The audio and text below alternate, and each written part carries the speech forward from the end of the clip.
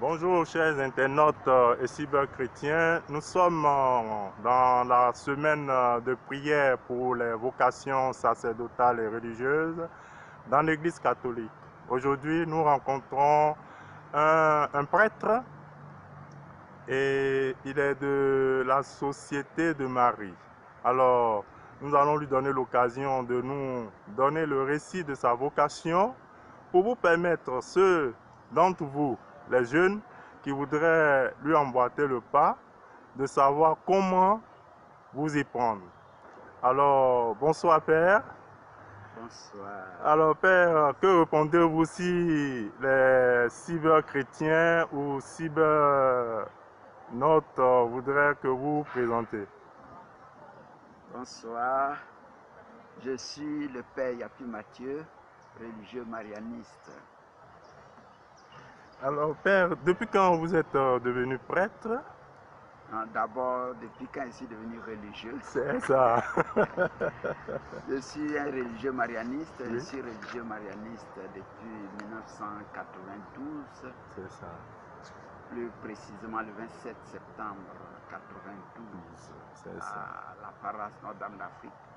Puisque à cette époque, ce sont les religieux marianistes qui dirigeaient la paroisse. C'est ça. Et puis moi, j'ai fait mon pré-noviciat et le noviciat au collège Notre-Dame d'Afrique, où se trouvait le noviciat. C'est ça. Donc à l'issue du noviciat à Notre-Dame d'Afrique, j'ai fait mes premiers vœux le 27 septembre 1992 à Notre-Dame d'Afrique, à la paroisse Notre-Dame d'Afrique. C'est ça. Et maintenant, il y a la différence entre frères et prêtres. Comment Bon. vous êtes au sein de la société de Marie? Chez nous, les religieux. Bon, d'abord, ce qu'il faut savoir, c'est qu'on parle de la famille marianiste. C'est ça. Dans la famille marianiste, il y a 4 branches. C'est ça. Le père Chaminade, le fondateur des marianistes, au début, il avait fondé un groupe de marianistes, un groupe de jeunes qu'on appelle les communautés laïques marianistes. Donc c'est les jeunes il a fondé des groupes pour mener une vie chrétienne approfondie. Et après ce groupe, il y a un autre groupe qui s'est formé, ils ont fait des vœux, mais ils vivent chez eux, qu'on appelait l'État, ils vivent chez eux, et puis ils sont consacrés à Dieu. Et donc c'est la deuxième branche, qui sont aujourd'hui le groupe de l'Alliance mariale, qui sont ici en Côte d'Ivoire aussi, l'Alliance mariale. Ils sont des laïcs qui sont consacrés à Dieu. C'est la branche séculière. Vous savez, dans la vie consacrée, il y a les instituts séculiers. Oui. Donc il y a une branche séculière chez les marianistes. Et puis, plus tard, il a fondé les sœurs marianistes, les filles de Marie Immaculée, les sœurs marianistes. Et nous sommes les derniers nés, les religieux marianistes. C'est ça. Nous, c'est la société de Marie. De Marie, c'est ça. C'est ça. Et l'ordination est venue à quel moment? Ouais, plus tard. D'abord, c'est toute une histoire, parce que moi, si c'était pour devenir prêtre, je ne serais jamais religieux. C'est ça. Je voulais être religieux, mais je voulais être frère. C'est ça. Et pour la petite histoire, c'était à Saint-André. Oui. À Saint-André, à Yopougon. C'est ça. Il y avait pour accompagnateur spirituel l'abbé Salomon Lesoutier, qui est aujourd'hui Monseigneur. L'évêque des voilà, lieux. L'évêque des lieux. Donc à Saint-André, c'était l'aumônier des jeunes, il nous accompagnait. C'est ça. Et tu serais tenté de me poser la question, comment la vocation ben, la vocation est venue, tout à fait. Justement. Nous entrons dans le vif du sujet. Voilà. J'étais au renouveau à Saint-André. Et puis, il se trouve que il y a une dame, une jeune dame, qui est tombée malade et puis qui est devenue aveugle. C'est ça. Donc, le berger, Pierre Djorobo, qui partait la chercher souvent pour venir à la prière. C'est ça. Donc, moi aussi, j'ai aidé Pierre Djorobo, le berger de l'époque. C'est ça. Et puis, on venait à la prière les dimanches soirs. C'est ça. Jusqu'à ce qu'il arrive un moment où c'était moi qui partais chercher la dame, l'amie, et puis on venait à la prière. C'est ça. Et puis bon, un jour, elle m'a donné un rendez-vous, elle me dit de venir la chercher le lendemain pour qu'on aille faire ses courses pour elle. C'est ça. Et puis bon, à l'époque, il n'y avait pas de téléphone. Oui. Le lendemain, à Yopougon, ma grande soeur m'a dit d'aller payer la facture de Sodeci. C'est ça. Or, à l'époque, si tu ne payais pas. Et puis le Ah oui, rang, oui, c'est ça. j'étais allé et puis je n'ai pas pu honorer de ma présence à ce Ah, rendez-vous. à ce rendez-vous. Et 2 jours après, quand j'étais allé chez elle, elle m'a dit, depuis que je suis tombé aveugle, tout le monde m'a abandonné. Toi aussi, tu m'abandonnes. Oh, Mais cette phrase a déchiré mon cœur. cœur. Donc au moment, pendant que je retournais à la maison, ça résonnait dans mon oreille. C'est Tout ça. le monde m'a abandonné, toi aussi tu vas m'abandonner. Et je me suis dit, si je me marie, quelqu'un d'autre va me dire que je l'ai abandonné. C'est Donc ça. je vais devenir frère. Ah, C'est comme ça que c'est c'est passé. l'idée Et est puis venue. bon, après j'avais oublié. Et quelques semaines après, ça m'est revenu très fort. C'est ça. Donc j'étais allé voir mon accompagnateur, l'abbé Salomon. Bon. Et puis je lui en parlais. Je lui en parlais, il dit c'est une bonne chose. Mais est-ce que je ne voudrais pas être prêtre? J'ai dit non, moi, prêtre là, ça ne m'intéresse pas. Moi, je vais devenir frère. C'est comme ça qu'il m'a conduit chez les eudistes. C'est ça. Et disent au quartier avec l'abbé, avec Yodé Hervé. Oui, Yodé Hervé. Donc, je suis allé, j'ai rencontré Yodé, que l'on connaît, on était tous au quartier à la Psychologie ensemble. C'est ça. Quand je l'ai rencontré, il me dit que chez eux, tout le monde est prêtre. C'est ça. J'ai dit, c'est comme ça ne m'intéresse pas. C'est comme ça qu'il m'a, lui aussi m'a conduit chez les marianistes. C'est ça. Et j'étais venu ici à Notre-Dame rencontrer les marianistes. C'est comme ça que, de fil en aiguille, je suis rentré à la formation. J'ai eu mon processus de formation. C'est ça. Je suis devenu religieux marianiste. Oui, de manière très simple. C'est ça, c'est ça, c'est ça. Mais c'est que aujourd'hui vous êtes prête. Oui, je suis prête. Comment ça s'explique? Ben voilà. C'est toute une histoire. C'est ça. Et une histoire toute simple. Oui. J'étais religieux. Oui. J'étais dans la formation, j'étais au Scholastica. C'est ça. Après mes premiers vœux, j'avais 2 ans de vie religieuse. C'est ça. Et puis au Scholastica, on avait comme accompagnateur spirituel le père Raymond Alter. Oui. C'est un confrère marianiste, donc il venait chaque mercredi chez nous au Scholastica pour les confessions, pour l'accompagnement. Et c'est là, en parlant de mes projets, bon, il était question qu'après ça, j'avais fait une formation à l'IPNET, devenu professeur dans un centre technique. Parce que moi, la formation de base, j'ai fait la mécanique. C'est ça. Il m'a regardé quand il dit, je te vois réparer les hommes au lieu de réparer Ah bon? C'est ça. Il dit, je te vois réparer les hommes au lieu de réparer les voitures. Donc c'est comme ça que de fil en aiguille, et puis bon, on a fait mûrir la chose. C'est ça. Bon, on a fait savoir au supérieur. Oui. C'est comme ça que bon, l'année suivante, je suis venu m'affecter à la paroisse Notre-Dame d'Afrique. Où j'ai fait 2 ans à aumônier des jeunes, pour voir un peu si vraiment. Parce que ça ne m'enchantait pas trop. C'est ça.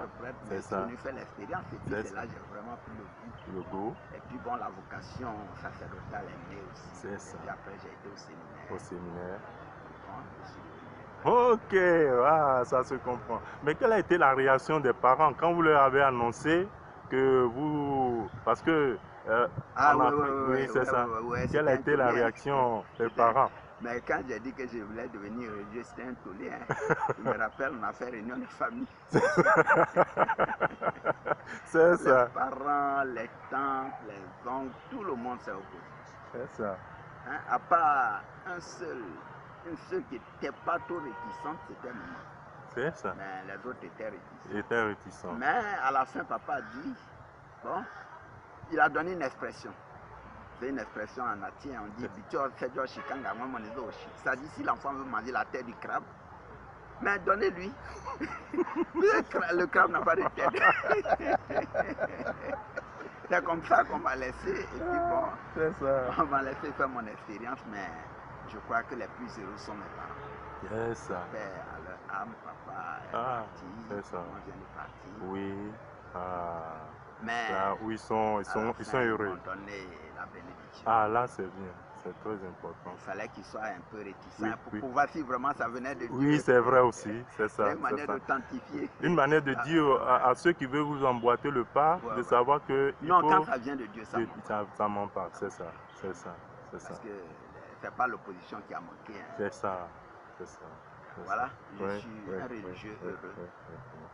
Mais en communauté, est-ce que c'est facile de vivre en communauté? en tant que religieux? Quelles sont les vicissitudes, les moments de Mais joie? quand on dit c'est difficile, est-ce que vous connaissez une vie qui soit difficile? La vie qui est facile, c'est celle qui est acceptée, qui est bien vécue. C'est ça, c'est tout. Même la vie de couple. Moi-même, quand je vois les couples, j'ai pitié d'eux aussi. C'est ça. Hein, vivre pendant 20 ans, 30 ans, 40 ans dans une même maison, dans une même chambre, mais ça fait pitié aussi. C'est difficile. Mais le plus important, c'est quand c'est accepté. Tout ce qui est accepté me construit. Quand je suis dans ma voie, quand je me sens que je fais, il n'y a pas de vie sans difficulté. Mais les difficultés deviennent secondaires à la paix, à la joie que Dieu donne. C'est ça. Et je suis heureux, c'est une joie d'être dans une communauté, de vivre dans une communauté. C'est ça. Savoir que je sors, je reviens, je ne suis pas seul dans la maison, j'ai mes confrères qui sont là. C'est ça. Tout à fait. De leur présence, de leur affection. C'est ça. Moi aussi, je les entoure de ma présence, de mon affection. Voilà. Ouais. Non, c'est beau. C'est beau. Mais père, disons, il y a eu l'opposition des parents, mais dans votre jeunesse, vous avez eu des relations affectives avec votre entourage, vos copains, vos copines, quelle a été leur réaction? Est-ce qu'ils ont compris votre choix? Non, on n'a pas besoin que les autres comprennent. C'est ça. Parce que notre choix, nous-mêmes là qui choisissons, on ne comprend pas tout. Tout, c'est ça. Comment voulons-nous que les autres comprennent? C'est ça. C'est un appel de Dieu. Oui, j'ai eu des amis qui étaient surpris, il y a eu des amis qui étaient fiers de moi, il y a eu des amis qui se posaient des questions. C'est ça. Donc ça veut dire que c'est un choix, c'est un choix de vie et assumé. Tout choix qui est assumé nous construit. C'est ça. Et justement, c'est là où Jésus nous sauve parce qu'il a assumé sa mort. C'est ça. Il a accepté de souffrir et de mourir pour nous. Et c'est ce qui nous a valu le salut. C'est ça. Donc tout ce qui est assumé nous construit. C'est ça. Et tout ce qui est assumé nous conduit au salut. Au salut, c'est ça, c'est surtout ça. Alors, racontez-nous par exemple, pour ceux qui vous suivent et qui voudraient être religieux marianistes, comment entrer dans la communauté des marianistes par exemple? Bon. Donc, d'abord, il faut avoir le désir. Oui. Ça peut partir d'un fait banal. Oui. Donc, prendre contact avec les religieux marianistes. C'est ça. Et puis, vous faites sûr, quand de commun accord, quand on sent que c'est le moment, vous allez entrer dans la première formation. C'est ça. D'abord, vous êtes aspirant et après, vous rentrez dans la formation qu'on appelle le postulat ou le pré-noviciat. C'est ça. Donc, après cette formation, vous allez faire le noviciat. C'est ça. Le noviciat, vraiment, c'est l'aspect canonique. C'est ça. La partie canonique, la vie consacrée. C'est-à-dire, toute vie consacrée, il faut passer par le noviciat et à l'issue de cette formation, le noviciat, vous faites les premiers vœux et vous devenez pleinement religieux. Donc, si je comprends bien, le noviciat sert à mieux connaître les frères, la communauté. Le noviciat, c'est le lieu d'initiation à la vie à laquelle j'aspire. C'est ça. Alors, racontez-nous par exemple une journée d'un frère marianiste dans la communauté. Le planning, comment ça se passe? Là, le planning en fonction de la mission qui est. Parce qu'il n'y a pas de religieux sans mission. C'est ça. Et la vie religieuse est liée, toute vie religieuse est liée à une mission. C'est ça. Donc nous, ici au Collège Notre-Dame d'Afrique, moi je suis ici au Collège Notre-Dame d'Afrique, notre mission c'est être dans l'école, dans l'œuvre du Collège Notre-Dame d'Afrique, dans l'éducation. Maintenant, ça c'est la mission globale. C'est ça. Maintenant, chacun a une mission particulière. Moi je suis là en tant que l'aumônier du collège. C'est ça. Donc, auprès des élèves, auprès du personnel, des parents d'élèves, je fais de l'accompagnement, l'écoute, j'organise les prières, les messes. C'est ça. Donc, c'est ma mission. C'est ça. Donc, en fonction de la mission confiée aux religieux frères, il exerce certaines, c'est-à-dire, il se donne un certain planning, ou bien ça se colle avec le planning de la communauté. Ouais. Maintenant, si tu es un frère, puisque on est dans le cadre du collège, si tu es un frère qui donne des cours, qui est enseignant, qui est professeur, ben, tu assumes tes responsabilités en tant que professeur, C'est ça. tu suis tes cours, puis tu vis dans la communauté. C'est ça, ok. Alors, notre interview tire à sa fin. Alors, les parents qui sont réticents à laisser leurs enfants à suivre le Christ, quel conseil leur donnez-vous? Mais c'est la même chose comme les jeunes qui veulent se marier ou bien qui se rencontrent et puis les parents sont réticents. C'est ça. Donc, première des choses, que si les parents sont réticents, il n'y a pas lieu de se mettre en colère, c'est normal. Priez pour ça. C'est ça. Peut-être que le parent ne comprend pas, parce qu'un parent qui met son enfant à l'école, il a un objectif. Tout à fait. Tout à fait. Peut-être que l'enfant ne va pas dans l'esprit de ce que lui a prévu. Donc, ça. il s'oppose. C'est ça. Donc, la première chose, c'est laisser les enfants voler de leur ailes. Et puis, la personne qui sent la vocation aussi, qui s'abandonne. C'est-à-dire, aucune vocation, je suis sûr que c'est là où Dieu m'a pris. C'est ça. Mais on s'abandonne. C'est ça. On s'abandonne, voilà. Je sens quelque chose, mais je ne comprends pas bien ce à quoi le Seigneur m'appelle, mais je sens que je suis appelé à quelque. Je m'abandonne à la providence divine. Et puis Dieu lui-même, il conduit les choses. Il conduit les choses. Bien. Père, nous terminons par cette dernière question. L'actualité aujourd'hui dans l'Église, ce sont les scandales que nous connaissons. Alors, au vu de ces scandales, cela ne vous a pas affecté? Si oui, comment? Sinon, comment également? Alors, la question est de savoir s'il y a lieu de répéter, de reprendre votre engagement à la suite du Christ. Le feriez-vous? Encore? Ouais, c'est ça. Belle question. C'est ça. Mais pourquoi on insiste tant sur les scandales? Les scandales.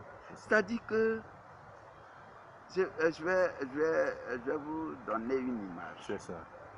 Tout homme marche avec deux pieds. C'est ça. Il peut se trouver que pour une raison, pour une autre, un pied est malade. C'est ça.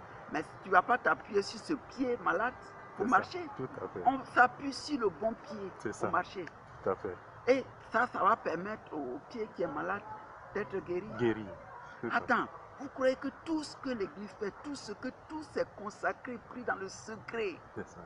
Mais s'il y a un seul qui a, pour une raison, pour une autre, qui a eu une faiblesse, une situation, ça devient je ne sais pas comment le dire, ça devient le plus grand scandale que le monde ait connu. Mais on oublie tout ce que les gens font. Il y a des consacrés qui passent des heures et des heures dans le silence, dans l'adoration, à vivre, à prier pour le monde.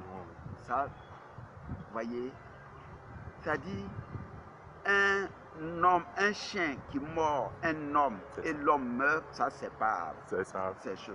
Mais un homme qui mord un chien et le chien meurt, ça vraiment c'est à mettre à la une des journaux. Donc vous voyez qu'on met des choses à la une des journaux, mais le chien mord quelqu'un et puis la personne meurt. Donc vous voyez, moi tout ce que vous appelez scandale ne me fait pas peur. Ça fait partie de la vie. Même les couples. Dans les couples, il y a des scandales. Tout à fait. Partout. Là où il y a des hommes, il y a le négatif, il y a le péché. Oui, c'est ça. Jésus a dit que celui qui est sans péché lui jette la première pierre. C'est ça. Tout à fait. Que celui qui est sans péché lui jette la première pierre. C'est ça. Mais ce n'est pas parce qu'il les a rejetés. Mais il faut que chacun fasse son meilleur coup. C'est ça. Donc pour moi, ça ne me meut pas. C'est ça. Prions les uns pour les autres. Nous sommes dans l'église et vraiment les consacrés font un travail, c'est un mystère. C'est ça. La présence de l'église, les consacrés dans l'église, est comme une petite flamme dans les ténèbres. Tout à fait. Ça éclaire. Ça éclaire. Que Dieu bénisse, que Dieu fasse qu'il y ait davantage de jeunes qui écoutent sa voix et qui suivent le chemin de la vie consacrée ou la vie sacerdotale. Vraiment. Je vous remercie. Vraiment. Merci infiniment, Père. Avant de conclure par la prière, quel est votre dernier mot? Si vous avez oublié quelque chose, ou bien vous avez des orientations à donner aux jeunes et autres, qu'est-ce que vous pouvez dire en regardant droit dans leurs yeux sur cette caméra? Mon dernier mot, c'est que Dieu vous bénisse. Amen. Que Dieu bénisse chacun de nous et qu'on se laisse conduire. C'est ça. On peut tout avoir, mais s'il nous manque Dieu, il nous manque l'essentiel. C'est ça. C'est ça. Vraiment. Dieu est l'essentiel de notre vie. Voilà, Seigneur, nous te disons merci. Merci pour la vie que tu nous donnes de manière gratuite. Merci pour la merveille que chacun de nous est à tes yeux. Merci de bénir tous ces jeunes filles, jeunes garçons, d'ouvrir leur cœur à ta suite et aussi de bénir aussi tous ceux qui ont la vocation du mariage, de vivre dans une vie de couple équilibrée qui permette à des enfants de vivre dans un foyer avec papa et maman pour construire la famille, pour construire le monde, pour ta gloire et pour notre salut. Bénis chacun de nous, bénis tous ceux qui nous écoutent et que tout soit pour ta gloire, pour notre salut. Te demandons ta vivant pour les siècles des siècles. Amen. Amen. Merci bien, chers internautes et cyberchrétiens. Ainsi prend fin notre interview avec le Père Yapi Mathieu, religieux marianiste et prêtre. Merci infiniment et que Dieu vous bénisse. Merci Père, que Dieu vous bénisse et bonne continuation et que votre sacerdoce soit vraiment fructueux au-delà même de vos attentes. Merci bien.